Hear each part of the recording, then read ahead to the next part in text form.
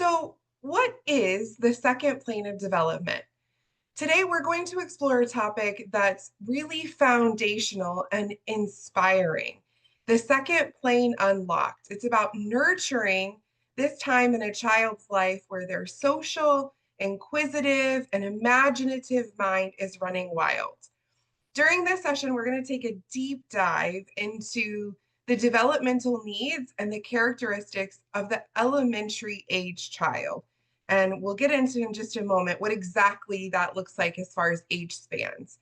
And Dr. Maria Montessori referred to this time as the second plane of development. So that term, the second plane unlocked, comes from Maria Montessori's philosophy.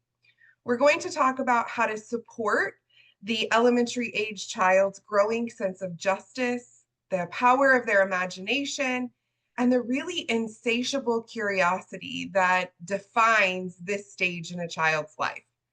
Together, we're going to explore some practical strategies for cultivating an environment that honors children's expanding intellects and their social capacities, and for ways to guide them through these most formative moral and cognitive awakenings, if you will.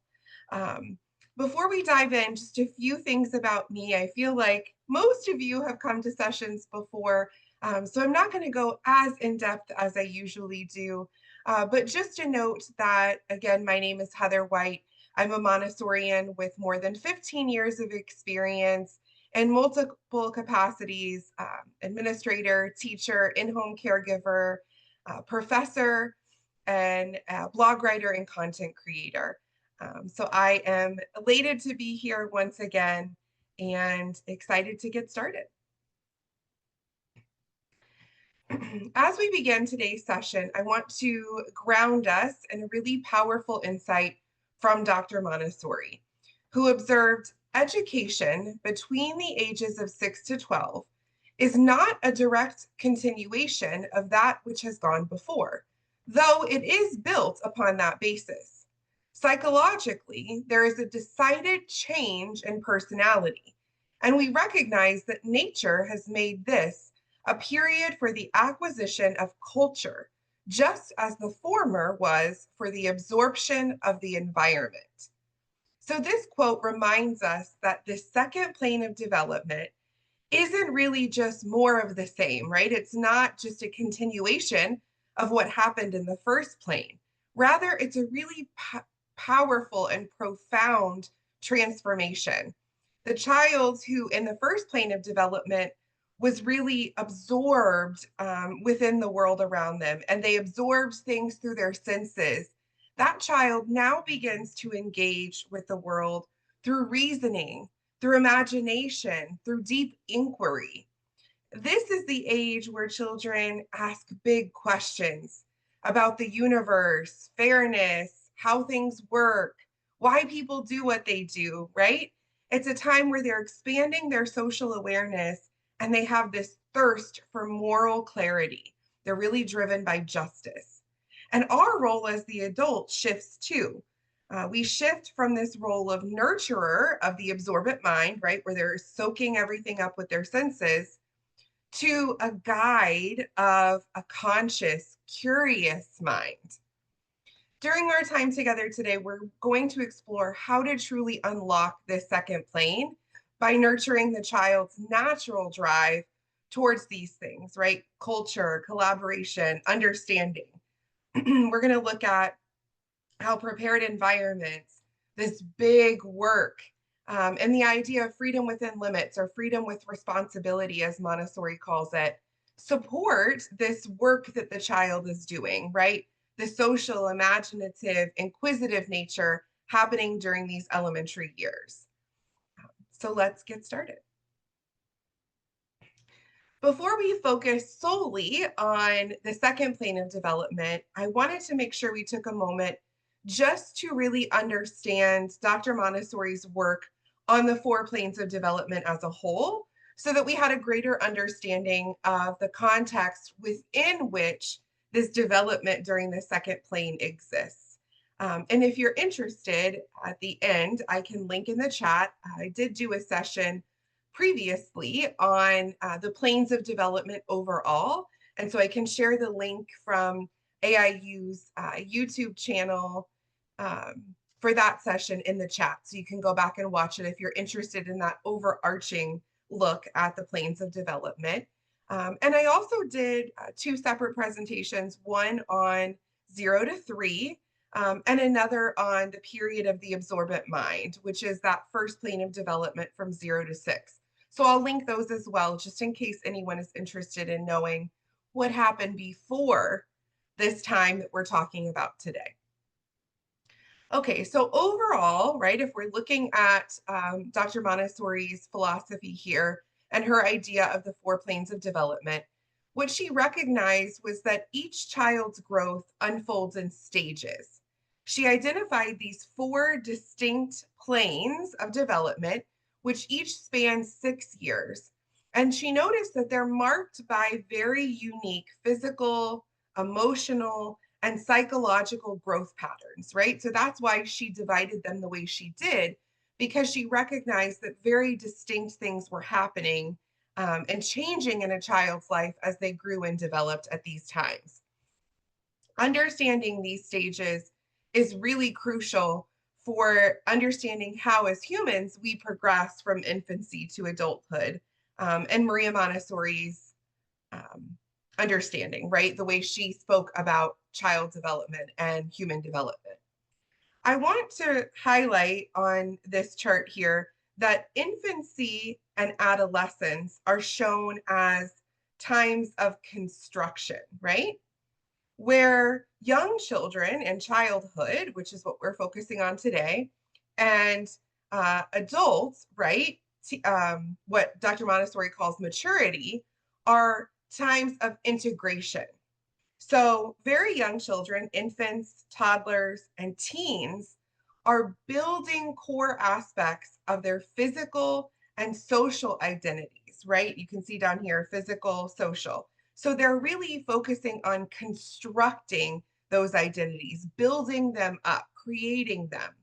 Childhood and maturity, on the other hand, are periods of integration. And that means that children and adults are really refining, internalizing, and stabilizing the skills and knowledge that they acquired in the previous period.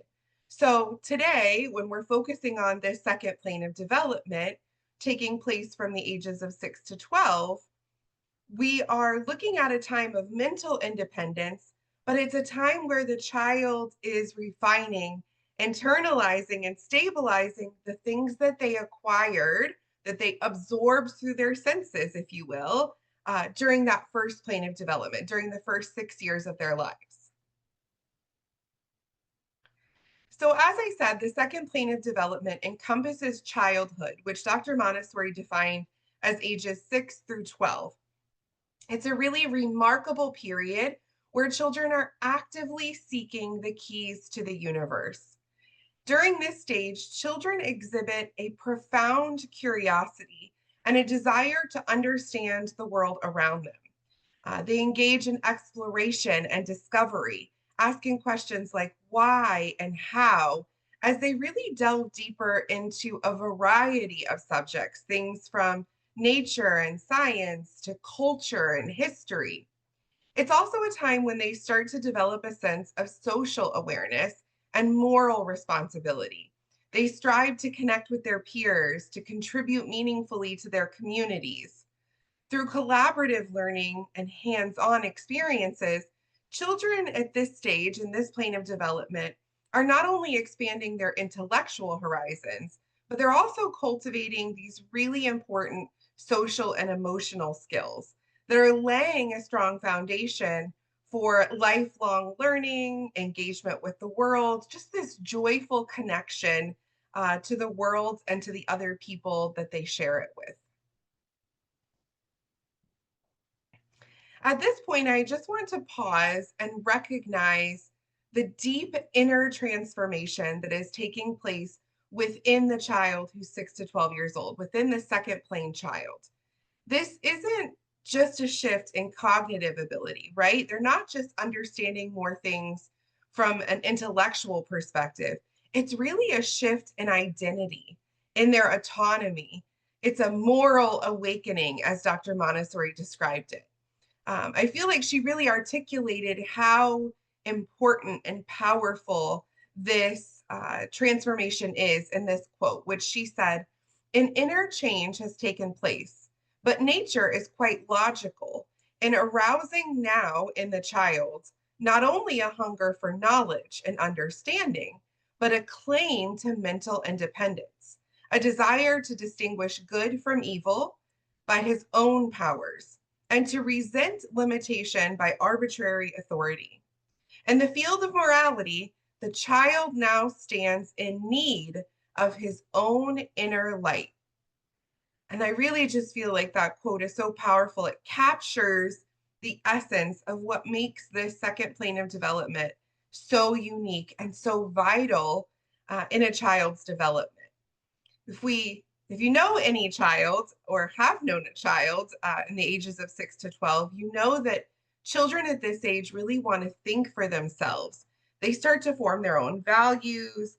They're challenging ideas of fairness, right? They're always saying, that's not fair. Why does this person get this and this person doesn't, right? They're testing boundaries. They're trying to figure out where those limits exist. And that's not just to defy authority, but to understand it. They're really trying to figure out how the world works and where their place is within that world. They crave this opportunity to reason through problems, to make sense of justice, right? And to contribute really meaningfully to the communities they're a part of, their families, their classrooms, their neighborhoods. And as educators, particularly as Montessori guides, parents, as caregivers, our task is not to impose a moral code, right? That's what Maria Montessori is saying here, but to help children develop their own. We want them to develop that inner light.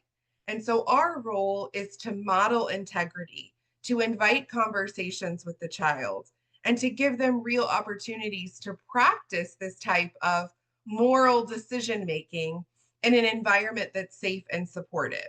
And that's how we nurture that inner light, right? By trusting the process that's unfolding, by trusting the child and respecting their growing independence or thought. So then let's take a look at some ways more concretely that we can do that, because I understand that all sounds pretty ethereal, right? Or abstract. So before we dive into those logistics, right, those concrete ideas, I really want to take a moment and just highlight in a way that maybe is a bit easier to understand of what makes this time in a child's development so unique. So they're no longer content to just sit back and watch, right? That child who's 0 to 6, who's so mesmerized by everything that's so new and wonderful in the world, they're happy to simply observe and just absorb everything around them. But children at this age are now seeking to understand. So they don't want to just know what anymore. They want to know why and how. They're questioning, analyzing, synthesizing, right?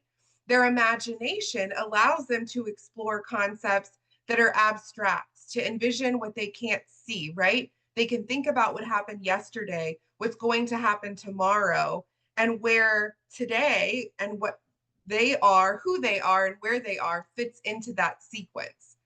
They start to become fascinated, like I said, by fairness, justice, right and wrong. Socially, they're really drawn to their peers. They do that boundary testing we talked about, right? They want to understand societal expectations. And overall, it's this wanting to know how the world works, and more importantly, why it works that way and what their place is within it. Within the second plane, the child turns outward, right? So 0 to 6 was this inward focus. They want to understand just how they exist in the world, right? Children 0 to 6 are very egocentric. It's all about me. That's why sharing is so hard for a very young child. But in the second plane, we start to focus more on the outside world. So instead of focusing just on individual development, children ages 6 to 12 are craving connection. They're focused on social development. They want to work in groups. They want to engage in debate. They want to negotiate. They want to establish their role in each community that they're in, their family, their classroom, their neighborhood. So the way that we can support that is by offering class meetings, providing children opportunities for democratic decision making, deciding what the rules of the classroom will be or how the expectations are for certain activities, right? Create these shared agreements and responsibilities because those are really powerful tools for development at this age. Allow children to work together on activities versus on their own one-on-one, right? That's that social connection they're seeking. And don't avoid conflict. So often as adults, we try to prevent conflict and quickly stop it when it happens, especially among children. But we really want to embrace these times as learning opportunities because by working through those types of problems, children develop empathy, they develop leadership, they learn how to cooperate with one another, right? And those are lifelong skills that are being established during this time in a child's life that they then carry with them forever. They will always experience conflict and need to know how to resolve it amicably, right? Imagination is really the bridge that connects the first plane of development to the second, because it's the bridge from a concrete experience, which children 0 to 6 are just focused on things that are real, right? They're very concrete. That's why ideas like the tooth fairy and Santa Claus work for young children, but then stop working during the second plane of development because children who are below the age of 6 are unable to distinguish between what's real and what's fantasy. If they see a talking tree on TV, they believe that trees can talk. And so this is a really neat time where children begin to understand that fantasy isn't fantasy for its own sake, right? But instead, fantasy and imagination are tools that allow us to visualize things like how the earth formed, how humans evolved over time, how ancient civilizations lived, or maybe even what the world will look like 100 years in the future. What kind of cars will we drive? What will our homes look like? What will we dress like? In today's age and time, maybe it's what technology's impact might be, right? So children are now able to start to imagine all of those things rooted in this deep concrete understanding that was formed in the first 6 years of life. So in the classroom, in Montessori classrooms, we really encourage and facilitate this power of imagination through vivid storytelling. We use storytelling for all aspects of our learning, right? And you could do the same.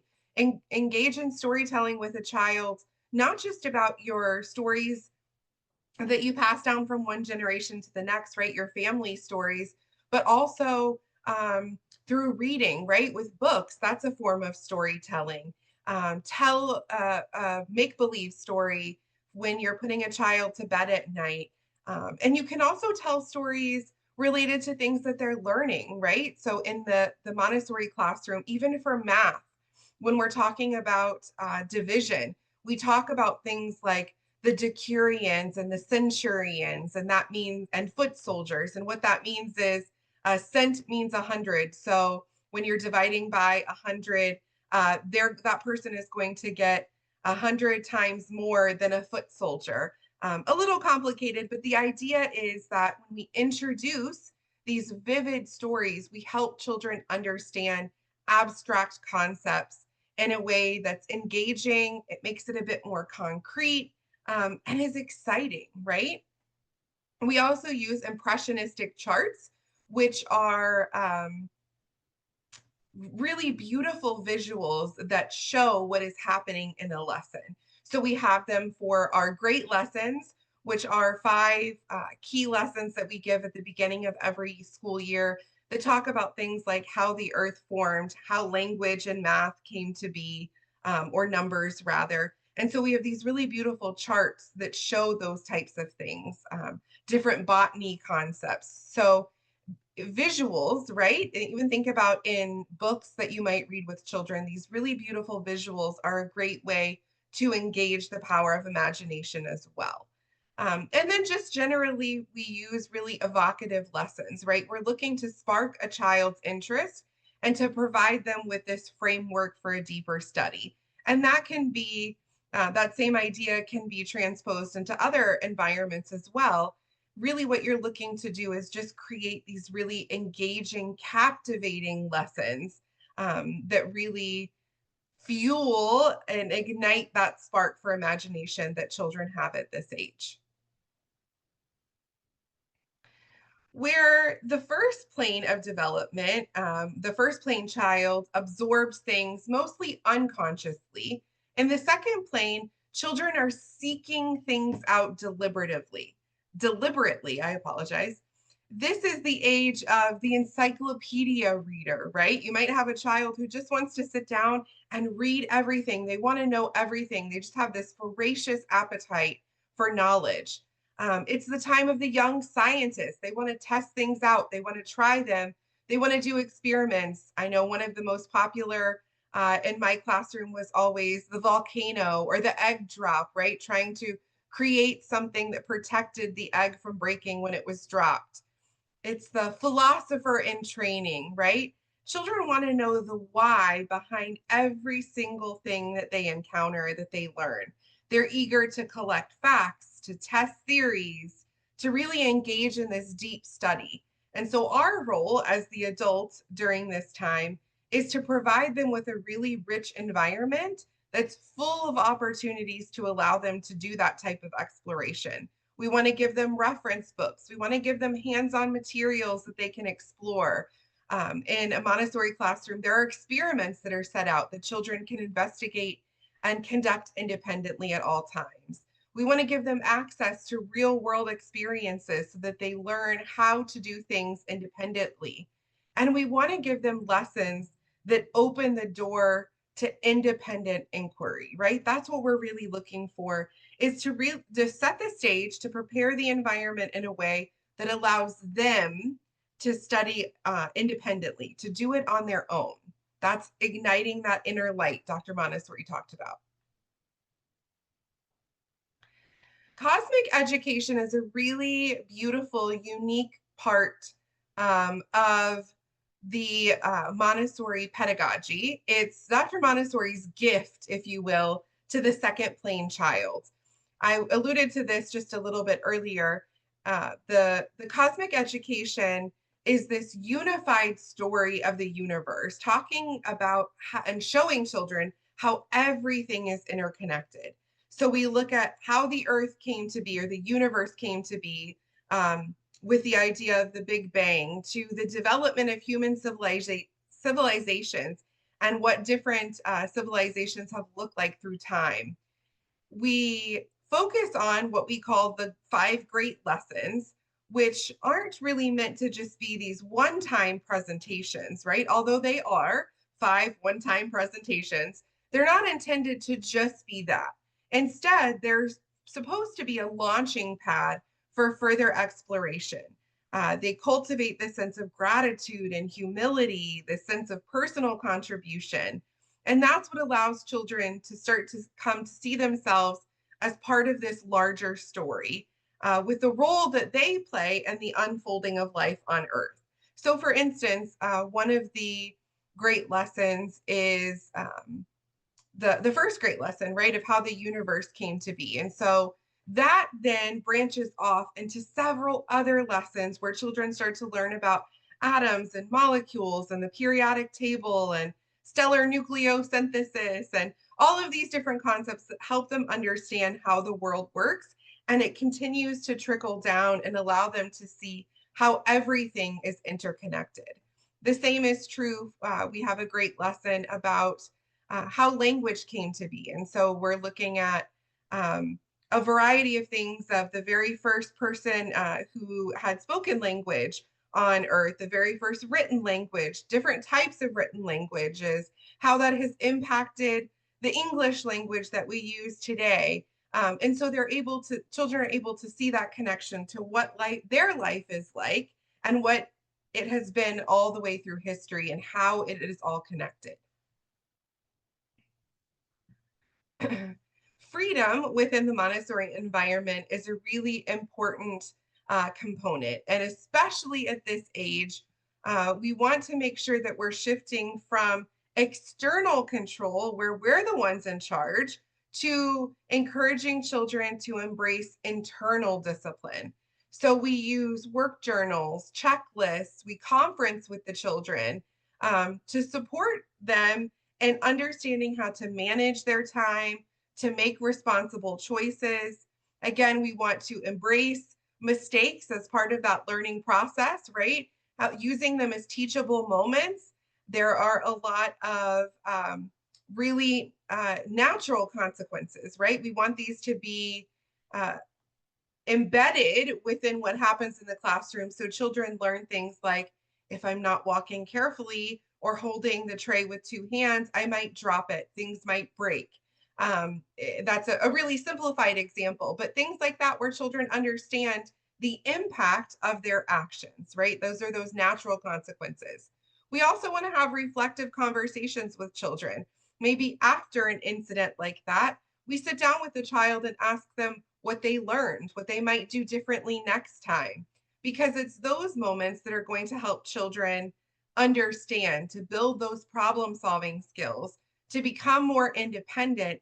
And also, it creates this sense of accountability, right? We're really looking to create that sense of responsibility so that children develop these skills that they'll carry with them for many years to come, hopefully for the rest of their lives, where they're guided by this internal discipline. So that's what we're focusing on developing here with each of these approaches that I just mentioned, the work journals, the checklists, natural consequences, conferencing with students. We're really focusing on developing that sense of freedom with responsibility so that we're empowering children to be able to problem solve and become more independent. The prepared environment is also a really important piece that we are responsible for creating as the adult. We want to make sure that the second plane environment is spacious, that it's flexible, that it's rich with possibilities. Remember, when we were just talking about the great lessons, we talked about needing to provide all of these things that allows the child to test their ideas, to engage in experiments, right? We need to make sure all of those things are there and at their fingertips so that they can explore and experiment and learn independently.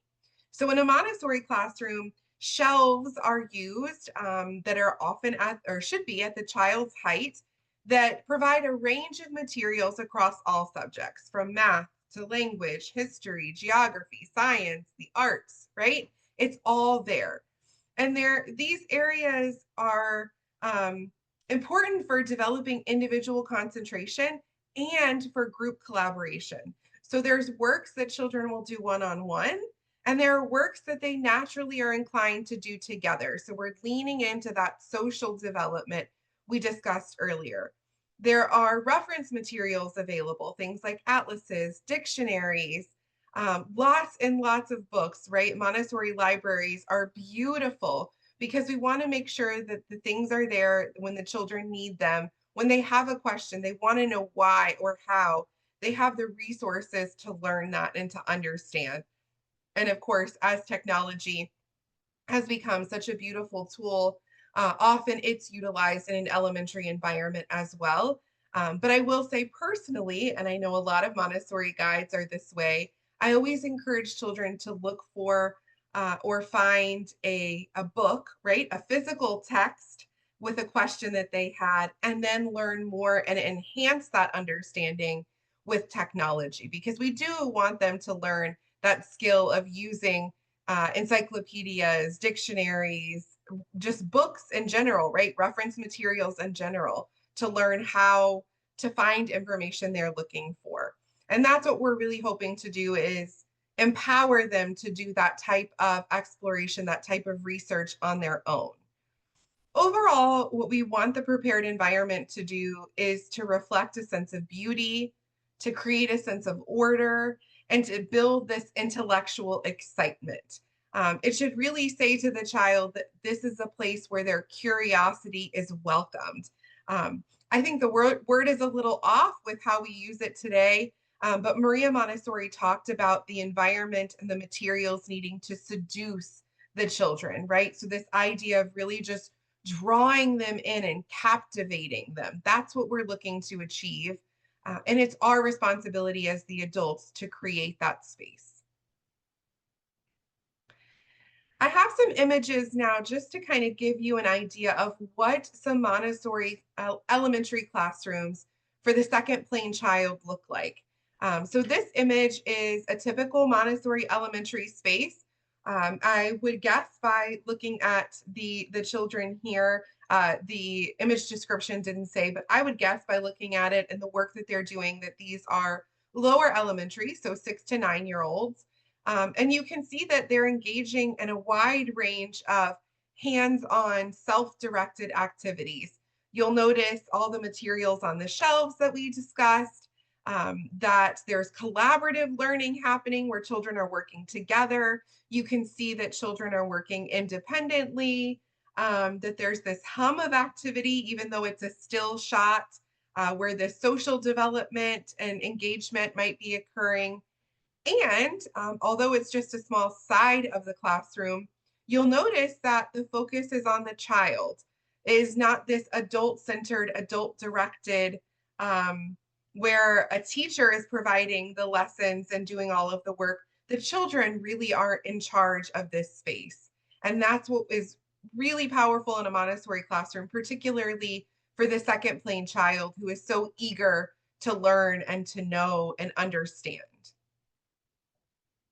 These are some additional images of another Montessori elementary classroom. These photos are from the Montessori school in Southwest Michigan. Just a really beautiful example of a Montessori elementary environment. You can see they even have an outdoor space there. It looks like maybe that's a chicken coop that the children have access to. That's a really common component in Montessori classrooms, is this connection to nature. And again, that encourages the child's sense of responsibility, right? The children are responsible for caring for the chickens, for harvesting the eggs. Often they even bring them in and use them to prepare different types of foods or snacks in the classroom. This is the reading or language area of that same space. Again, you can see so many materials that are there that the children would access independently to explore different concepts from spelling to grammar, sentence analysis, right? It's all there in a very concrete way to help them understand these abstract concepts that they're really eager to learn. This is another kind of just overarching view. You can see here on the right side of the screen is a geometry shelf. Here in the back looks like with the globes on the top, and I see some levers and pulleys, it looks like. So I'm thinking this is probably geography and science. But really you can see what we were discussing, that it's this open, inviting space where there's this sense of order, this sense of beauty, right? I don't know about you, but it definitely draws me in, and I want to be in this space and to pull something off the shelf and see what it is and explore it. There's just this sense of calm that you can feel just from the images. Again, another overarching view. You can see there's some spaces where children can work at floor tables, on rugs, together at a table, right? This is a group of 3. There's a group of 4 here in the back. So we're encouraging and leaning into that social engagement and interaction as well.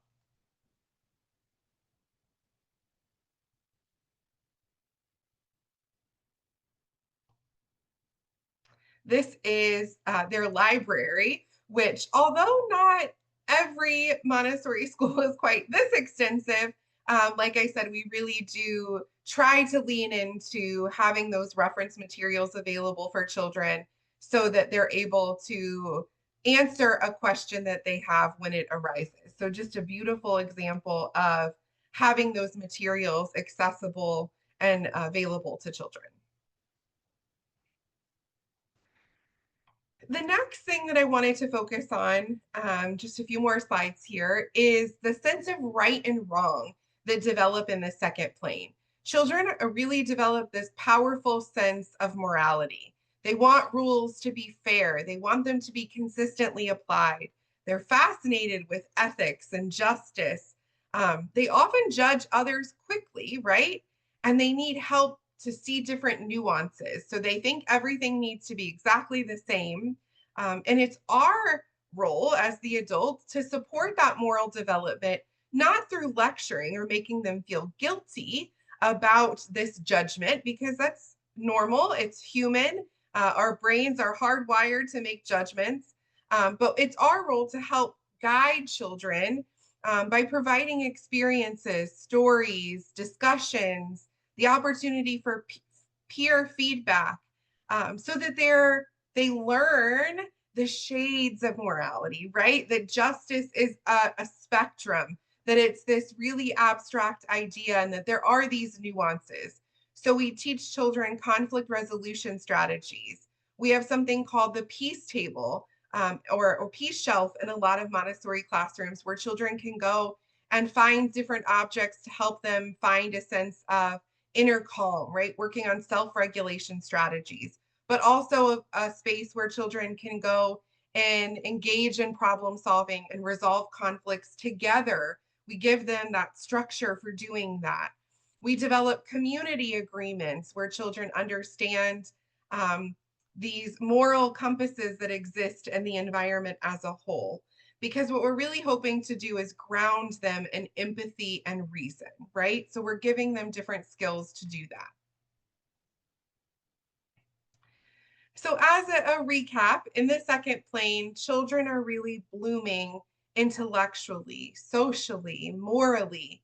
They're craving engagement with their peers. They're seeking these big ideas, this deep knowledge, and they really want the chance to make a difference. So, our task is to offer an environment and a pedagogy, right? A way of learning that meets these needs with dignity and with purpose. And in my opinion, as a devout Montessorian, Montessori really provides this wonderful framework that allows us to do that, to bring it to life with intention and with heart. So, as we conclude today's session, I just want to take a moment to really reflect on the profound significance of this second plane of development. This stage that spans from ages 6 to 12 is a time of incredible curiosity, imagination, moral and social growth. Children in this phase are transitioning from absorbing knowledge, right, just soaking things in through their senses, to actively seeking to understand the why and how behind how the world around them works, right? They're craving exploration, reasoning, connection. And I think Dr. Montessori really beautifully described this time as one of great opportunity, if you will. She said, the child who has to learn to coordinate his actions by means of his own intelligence is a being full of wonder, the prophet of civilization. And I just think just that statement alone, the prophet of civilization, is what she's calling the child ages 6 to 12, right? Um, is so powerful, so crucial. And so knowing that the experiences that we provide to children in this period really shape not just their intellect, not just the understandings they're developing, but their sense of justice, empathy, responsibility, the way they socialize with one another, the way they really engage with the world. And as I've said in a couple of different sessions, I really think that is the tool that unlocks transforming our future, right? Creating this more peaceful society and peaceful world. Just want to say thank you. As I open it up to final questions, I'll leave my contact information here on screen for just a moment. I'd love for you to check out my social media. It's at montessori.matters. And I look forward to engaging in some discussion with you all now.